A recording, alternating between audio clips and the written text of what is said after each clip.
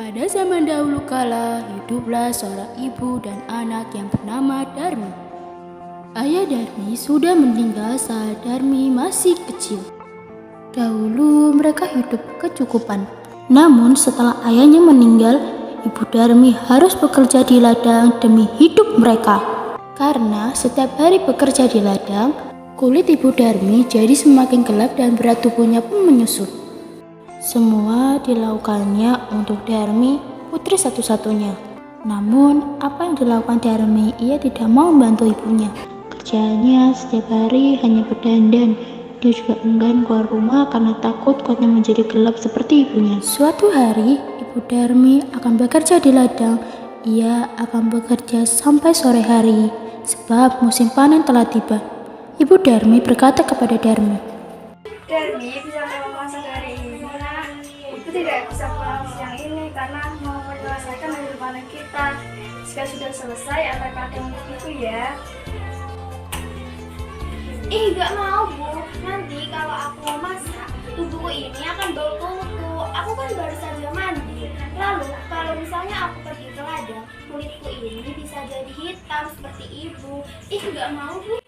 Ibu Darmi hanya menggeleng-gelengkan kepalanya yang tidak sedih. Di ladang, Ibu Darmi bekerja keras. Ia mengumpulkan hasil panen karena besok ia akan menjualnya ke pasar. Ia tidak memperdulikan perutnya yang lapar. Saat lelah, ia beristirahat sambil minum air yang dibawanya. Dia berdoa dalam hati. Ya Tuhan, tolong kami, bawa anakku. Lepaskan dia dari sifat malasnya.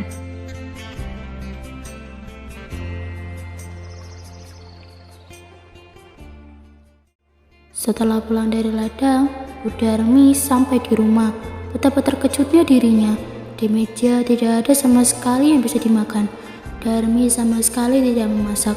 Darmi yang melihat ibunya pulang justru marah-marah. Ibu ini kemana aja sih seharian? Masa di rumah gak ada makanan? Darmi kan lapar Bu, belum makan seharian. Kan tadi ibu sudah menyuruhmu masak. Ibu, Darmi kan udah bilang, Darmi gak mau Ibu. Keesokan harinya, Ibu Darmi sudah siap dengan hasil panennya. Ia akan pergi ke pasar. Darmi, ikutlah ibu ke pasar, nak. Ibu membutuhkan bantuanmu untuk membawa hasil panen. Gak mau Bu, nanti kalau Darmi ikut ke pasar, kulit Darmi ini bisa kotor. Apalagi pasar kan becek Bu. Aduh Bu, Darmi gak bisa bayangin deh kalau Darmi ikut ke pasar. Kulit Darmi yang udah putih bersih ini nanti jadi ikutan kotor Bu. Gak mau Bu.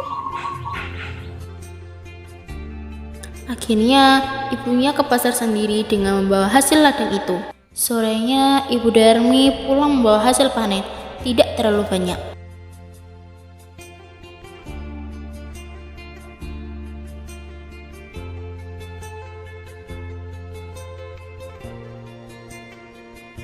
Darmi yang melihat ibunya menghitung uang segera menghampiri ibunya. Bedak Darmi habis nih, beliin dong. Nanti ibu belikan, tapi kamu ikut ibu ke pasar ya biar tidak salah beli. Iya deh, besok Darmi ikut ke pasar. Nanti jalannya jangan berdampingan ya, ibu di belakangku saja. Kenapa Darmi? Udah deh Bu, ibu di belakangku saja.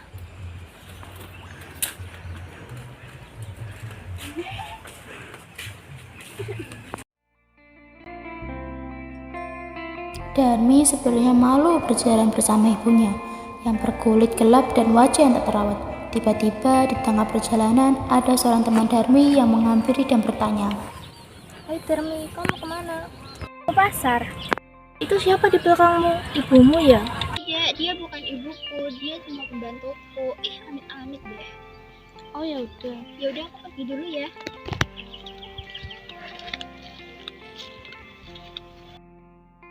Betapa sedih Bu Darmi mendengarnya, namun hanya ia tahan di dalam hati. Darmi bertemu dengan temannya yang lain. Tadi di pasar rame ya? Iya, banyak ibu-ibu yang belanja. Terus ini kita kemana nih? Ke rumahku yuk, ayo. Kedua orang pemuda itu melihat temannya Darmi dan lalu menyapa. Darmi, kamu mau kemana? Mau ke pasar? Tumben sekali kamu ke pasar. Ngomong-ngomong, di belakangmu itu siapa? Apakah dia ibumu? Bukan, dia bukan ibuku, dia pembantuku. Oh, pembantu. Ya sudah, kita duluan ya. Iya. Sungguh hati Ibu Darmi semakin sedih.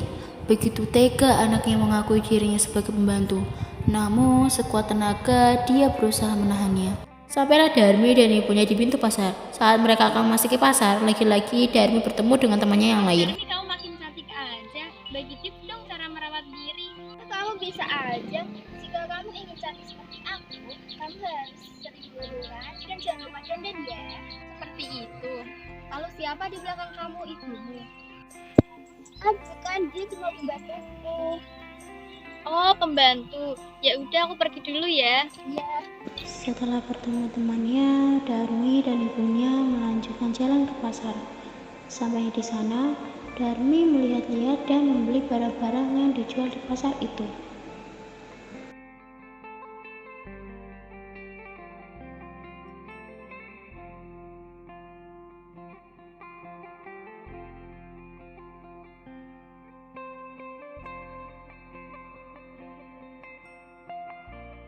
Sampailah Darmi dan ibunya ke tempat penjual bedak. Bu, saya mau beli bedak yang kualitasnya bagus dan baik banget. Nah, kalau beli jangan yang mahal-mahal, uang ibu tidak cukup. Ih, udah deh Bu, ibu itu diam aja. Nona jangan gitu sama ibu Nona. Dia bukan ibu saya, Bu. Dia itu cuma pembantu saya. Oh, pembantu. Iya, Bu. Ini berapa ya, Bu, harganya? Oh, itu 30.000 aja. Ya udah. Dalam perjalanan pulang, Darmi marah karena ada barang yang tidak terbeli. Bu, Darmi kan ingin beli tas terbaru tadi. Masa ibu tidak membelikanku? Darmi, kan kamu sudah membeli banyak barang. Uang ibu sudah tidak cukup. Halah, alasan. Kalau Darmi ingin beli, ya ibu harus membelikannya. Ibu Darmi tak kuasa menarik air matanya, maka ia berdoa. Ya Tuhan, hamba sudah tidak kuat lagi dengan sikap anak hamba.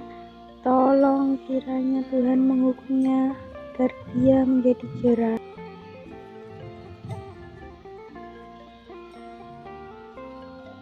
Setelah Ibu Darmi selesai berdoa, tiba-tiba Darmi menjerit.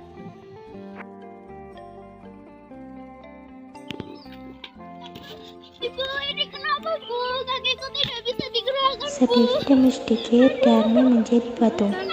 Ibu Darmi menangis dulu.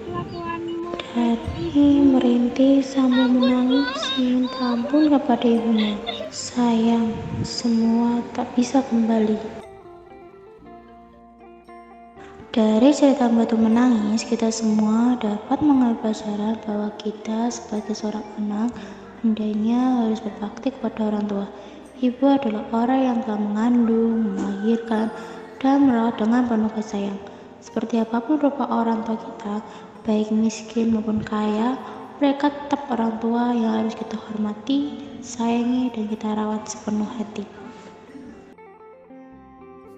Hormatilah orang tuamu, maka akan datang keberkahan di dalam hidupmu.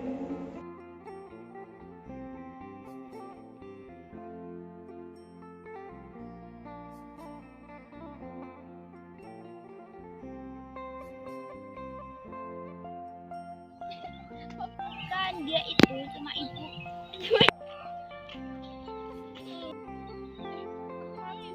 Hai Darmi, kamu mau kemana? Wes. Gak mau, Bu. Yeay. Ibu, Darmi sampai ingin beli. Ibu ini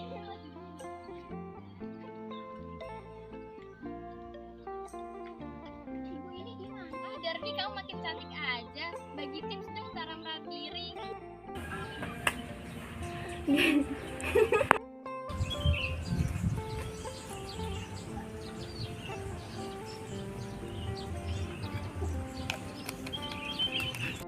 Darmi, kamu mau kemana? Mau ke pasar. Demi sekali aku mau ke pasar. Ngomong-ngomong siapa yang ada di belakang? mau ke pasar. Ngomong-ngomong yang di belakangmu itu siapa? Apakah dia ibumu? Tadi di pasar ramai ya.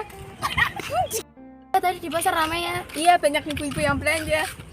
Mun anjir.